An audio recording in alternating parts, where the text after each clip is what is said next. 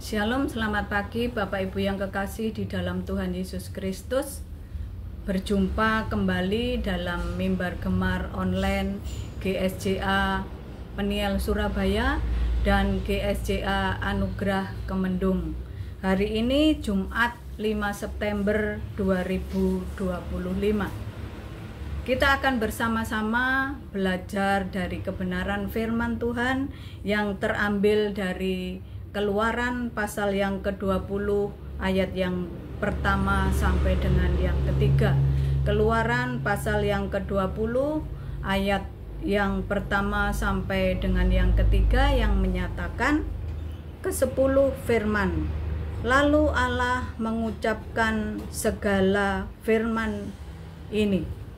Akulah Tuhan Allahmu yang membawa engkau keluar dari tanah Mesir, dari tempat perbudakan. Jangan ada padamu Allah lain di hadapanku. Demikian pembacaan firman Tuhan. Terpujilah Kristus. Haleluya.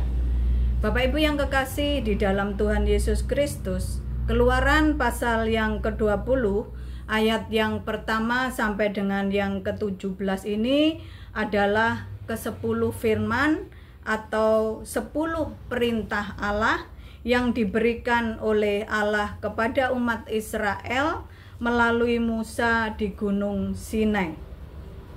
Setelah mereka keluar dari perbudakan di Mesir, dan ke-10 firman ini diberikan sebagai dasar hidup umat Israel agar mereka hidup sesuai dengan perintah atau tuntunan Allah.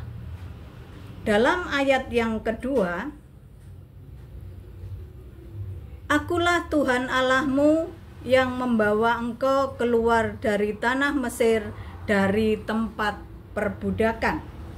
Dalam ayat ini Allah memperkenalkan dirinya sebagai Tuhan yang telah membebaskan umat Israel dari perbudakan di Mesir selama 400 tahun.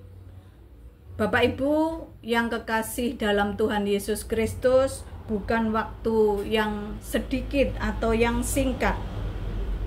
Hal ini menegaskan bahwa Allah memiliki otoritas yang mutlak memberi hukum atau perintah kepada umat Israel, sebab Allah lah yang telah menyelamatkan umatnya.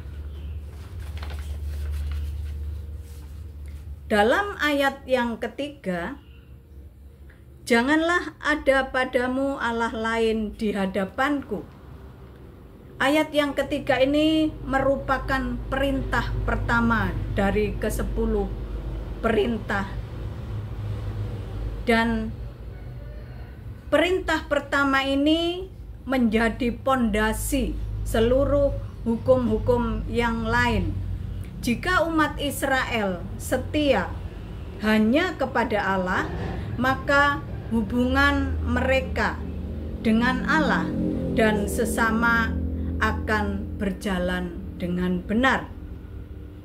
Bapak Ibu yang kekasih, larangan untuk menyembah Allah lain adalah merupakan suatu peringatan agar umat Israel tidak jatuh pada penyembahan berhala seperti yang dilakukan oleh bangsa-bangsa lain yang berada di sekitar umat Israel.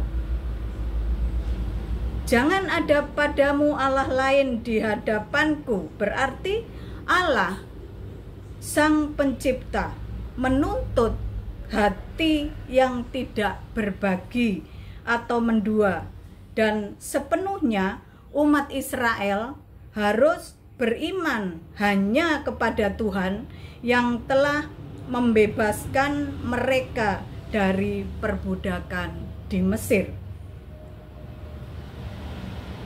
Bapak Ibu yang kekasih, kita tahu bahwa umat Israel adalah bangsa yang tegar tekuk dan tidak tahu berterima kasih.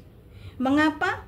Sebab mereka sering tidak taat, sering meninggalkan Tuhan, meskipun mereka sadar bahwa Allah yang selalu menolong, Allah yang selalu memimpin dan menyertai kehidupan mereka.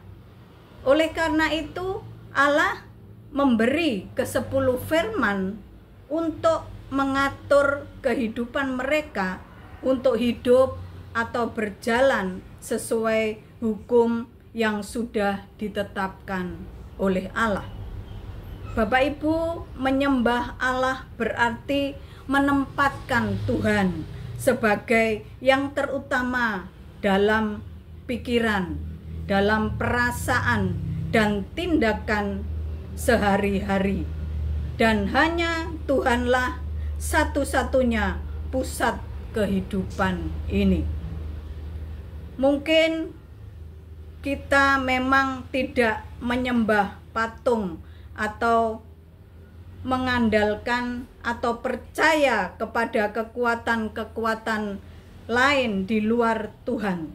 Tetapi Bapak Ibu yang kekasih, ketika hati kita mencintai apapun lebih dari kasih kita kepada Tuhan Sang Pencipta yang telah menebus dan menyelamatkan hidup kita dari kutuk dosa, berarti kita sudah mendua hati. Dalam Matius pasal yang ke-22, kita akan membuka di dalam Injil Matius pasal yang ke-22, ayat yang ke-37. Di sini dikatakan, jawab Yesus kepadanya, kasihilah Tuhan Allahmu dengan segenap hatimu dan dengan segenap jiwamu dan dengan segenap akal budimu. Artinya kita harus mengasihi Tuhan dengan seluruh keberadaan kita. Kasih kepada Tuhan harus total, tidak setengah-setengah, dan itu meliputi seluruh aspek kehidupan kita. Oleh karena itu, Bapak Ibu yang kekasih, marilah kita mengutamakan Tuhan dalam segala kehidupan kita. Sembah dan puji Dia dengan segenap hati dan hidup kita. Yang kedua, hanya Tuhanlah satu-satunya pusat hidup kita. Dengan menggunakan semua pikiran, tenaga, dan talenta kita untuk hormat dan kemuliaan nama Tuhan. Yang ketiga, janganlah kita mencintai apapun yang ada di dunia ini melebihi kasih kita kepada Tuhan Yesus Kristus yang telah menebus dan menyelamatkan hidup kita. Demikian renungan singkat yang dapat kami sampaikan. Terpujilah Kristus. Amin. Mari Bapak Ibu yang kekasih, kita bersatu dalam doa. Kami bersyukur kepadamu Tuhan Yesus Kristus untuk firman yang sudah Engkau berikan kepada kami pada pagi hari ini Tuhan. Bapa, ampuni kami ketika kami belum sungguh-sungguh menyerahkan kehidupan kami dan mengasihi Engkau di dalam kehidupan kami dengan segenap hati, pikiran, dan perasaan kami, akal budi kami ya Tuhan. Tolong kami ya Bapa melalui kuasa Roh Kudus-Mu, agar kami mengasihi Engkau lebih dari apapun yang ada di dunia ini ya Bapa. Biarlah di dalam kehidupan kami tidak menduakan Engkau, dan biarlah Tuhan dalam kehidupan kami Engkau adalah satu-satunya pusat kehidupan kami. Dan semakin hari biarlah kami semakin mengasihi Engkau, mencintai Engkau lebih dari apapun ya Bapa. Terima kasih Tuhan, terima kasih Yesus untuk firman-Mu. Biarlah firman-Mu ini menguatkan dan memimpin kehidupan kami sepanjang hari ini ya Bapa, di dalam segala aktivitas kami ya Bapa.